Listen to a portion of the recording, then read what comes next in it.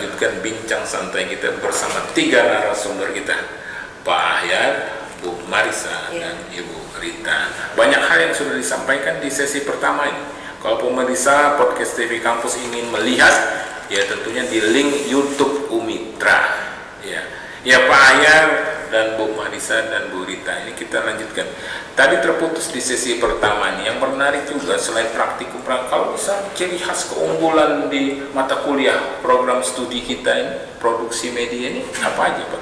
Jadi keunggulannya itu salah satunya adalah support dari tenaga ahli profesional. Jadi ada tenaga ahli yang memang berkaitan langsung di bidang produksi media.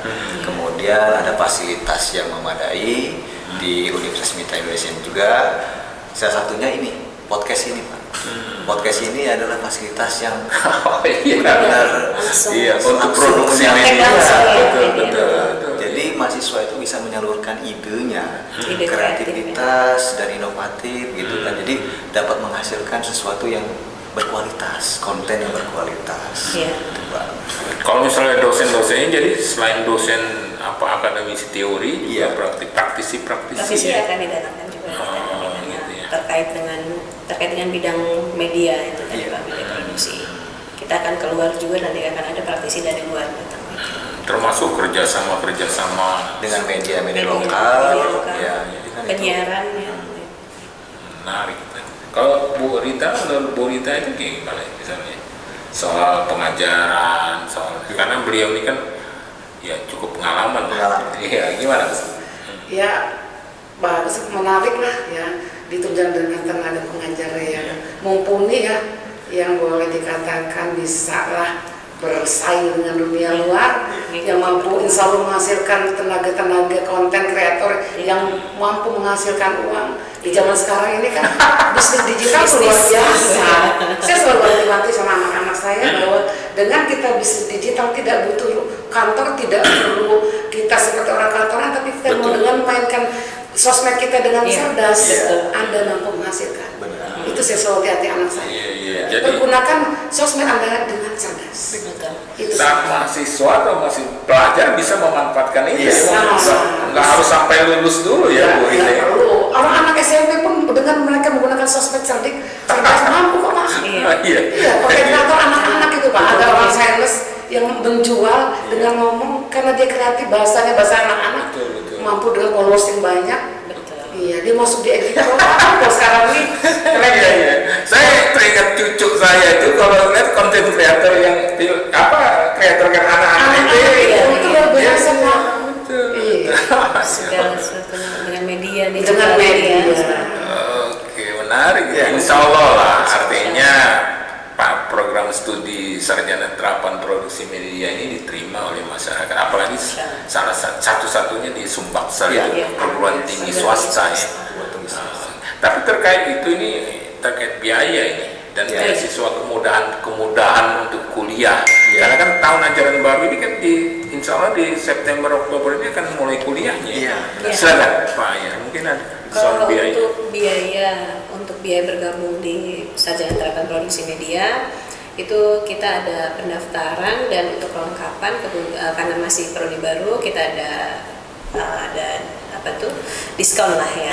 Beasiswanya kebetulan karena prodi yang baru ini keringanan itu kita ada biaya 300.000. Kemudian yang per semester bisa dibayar di bulan 350 per bulan ya. Betul.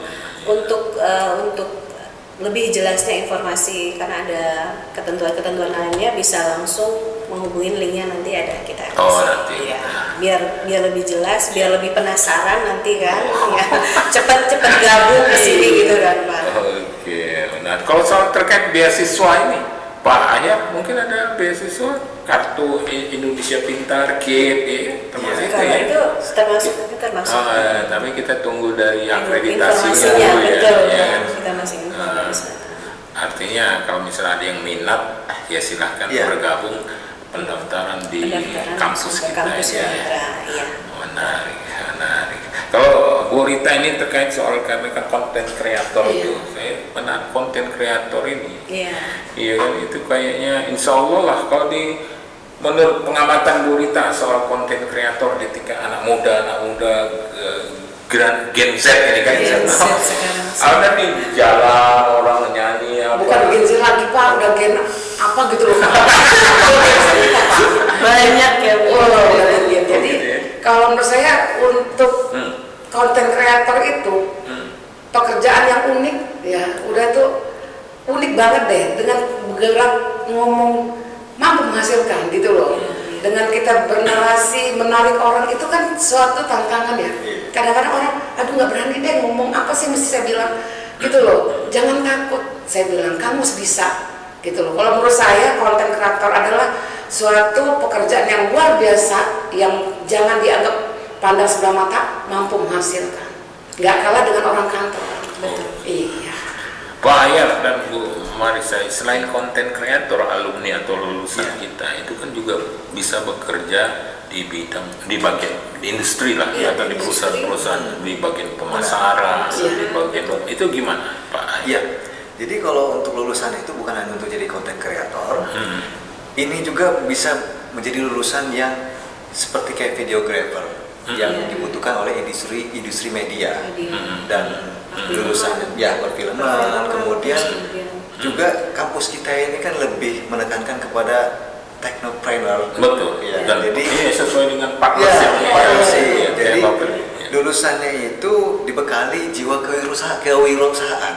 Jadi bisa dia itu menghasilkan, ya tadi kata Ibu Rita tadi, dengan membuka bisnis sendiri, dengan usaha sendiri, dengan menciptakan konten yang berkualitas, itu bisa mencari cuan ya Bu ya. Iya. Iya. Jadi kalau tadi bicara soal kewirausahaan, belajar bisnis juga ya? Iya. Iya. Jadi Ada. produksi sarjana terapan produksi Iya. ini. Iya. Oh, banyak ilmunya. Selain bisnis digital, entrepreneurship, kewirausahaan, marketing gitu ya. Iya. Jadi seperti kata Pak Ahyar tadi, selain konten kreator juga bisa bekerja di industri, di perusahaan-perusahaan itu. Perusahaan perfilman gitu. Di perusahaan, di Iya, perfilman. karena ada mata kuliah yang memang terkait dari bagaimana proses sebuah film dari gimana prosesnya dari awal produksi, kemudian prosesnya seperti apa sampai dengan Pasca produksi. pasca produksinya selesai itu sampai tayang gitu. Gitu. Karena memang sekarang ini Bu Rita, digitalisasi itu nggak bisa ditinggalkan. Ya bisa Iya. itu sekarang ini jadi apa ya, ujung tombak ya. Iya, setuju. Iya. Semua sektor harus Semua lini jadi, konten kreator tuh masuk ke semua sektor saya bilang. Ke pertanian pun jangan anggap pertanian. Justru dengan konten tuh hasil produk bisa dikenal di alay-alay dengan seorang konten. Iya. Bisnis juga kalau nggak ada Iya dong. konten ini betul ya. Benar, kan saya bilang sekarang bisnis digital, konten kreator ujung tombak perusahaan. Iya. Betul. Iya, kayak anak saya Pak. Saya agak merinding ya. Anak saya diminta MBK. Iya. Ya dia diminta MBK sebagai konten kreator produk batik Chris Gallery. Oh iya. Iya, jadi Karena dia mensiarkan produknya. iya, betul. juga dibutuhkan seorang konten kreator itu entertain-nya, attitude-nya, Iya. action-nya itu yang pasti. Makanya kalau seorang konten kreator harus menguasai lima Apa ya itu? pelayanan prima sih dia. Apa Ya itu deh, bagaimana dia berbicara, bagaimana dia action dengan halayak ramai, attitude-nya bagaimana, Iya. entertain dengan sekeliling bagaimana, itu kuncinya Pak. Betul. Konten seorang konten, makanya begitu saya dengar Bapak Ahyar, Ibu Marisa, Masya Allah luar biasa, bisa jadi mitra kawan berbagi ilmu, gitu loh. Iya. Ini Biar mantap lagi ilmu SMK-nya. Bu Rita nih benar-benar kelihatan benar senioritas Iya, dan iya. pengalaman nih. Sama-sama masih belajar Pak. Karena memang kalau yang saya dengar beliau ini selain konten kreator, MC juga pengusaha. Pengusaha. Ya. Pengusaha bunga ya Pak, saya main wedding juga Pak. Main Banyak bener pengusaha. Ini Pak, kalau seorang entrepreneur itu tidak bisa melihat peluang. Selagi peluang jadi uang sehat, halal, hantam. Iya. Kalau saya punya prinsip begitu. Semangat ya, Bu. Semangat. Jadi kalau orang bilang faktor usia nggak jadi jaminan. Oh, Selagi sehat, iya. kesempatan kenapa tidak? Iya. Terima kasih nih Bu Rita nih, Iya. yang menarik, sangat menginspirasi. Inspirasi. Ya kita juga terima kasih juga kalau siswa alumninya dikenalkan dengan apa Iya, perguruan tinggi perguruan kita tinggi. ini. Ya. Makanya Ya. saya mengajak pihak Umitra, ayo dong main ke sekolah-sekolah. Di sana itu mereka di sini ada wadahnya gitu. Iya. Jangan stuck ada, karena di pikiran mereka Jangan menara gading ya. di Jakarta karena mereka ada universitas yang bisa menampung kami. Orang di Lampung ada kok, ngapain jauh. Ngapain jauh-jauh. Nah, makanya saya bilang, ayo dong kita main ke sekolah-sekolah, khususnya SMK terbuka, gitu. Ini Kami punya wadah MKKS kalau memang mau, itu Iya. silakan temu MKKS, bisa sowan ke SMK. betul. Iya.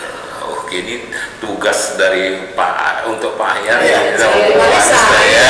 Kasih ini undangannya. Iya, silakan. Gitu. Oke, tapi nggak terasa waktu juga ini. Kita sudah berada pada penghujung sesi kedua. Iya. Ya, Bu Rita. Iya. Kita akan lanjutkan pada Iya, sesi siap. terakhir ya, Siap. sesi closing statement. Ya, pemirsa podcast TV Kampus Universitas Indonesia. Saat ini kita berada pada penghujung sesi kedua. Kita akan melanjutkan pada sesi terakhir, sesi selanjutnya. Jangan kemana-mana, tetap di podcast TV.